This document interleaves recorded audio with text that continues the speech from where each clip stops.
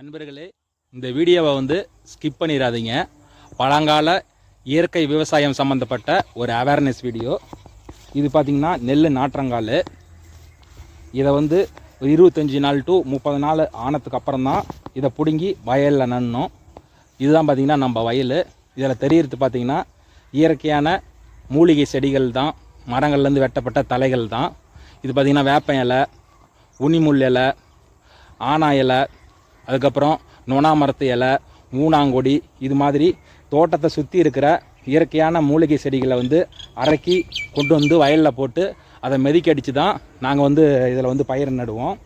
இப்படி பயிர் நட்டு நெல் அதை அரிசியாக்கி சாப்பிடும்போது சோறும் பார்த்திங்கன்னா நல்ல டேஸ்ட்டாக இருக்கும். அது இல்லாமல் நோய் இல்லாமல் வாழலாம். இந்த முறை தான் காலங்காலமாக நம்ம விவசாயிகள்லாம் முறையாக செஞ்சுட்டு வந்துட்டு இருந்தாங்க. ஆனால் இப்போ யாருமே இது மாதிரியான விவசாயத்தை செய்கிறதே இல்லை. இயற்கையான முறையில் கொஞ்சம் பேர் இயற்கையான விவசாயம் பண்ணுறாங்க.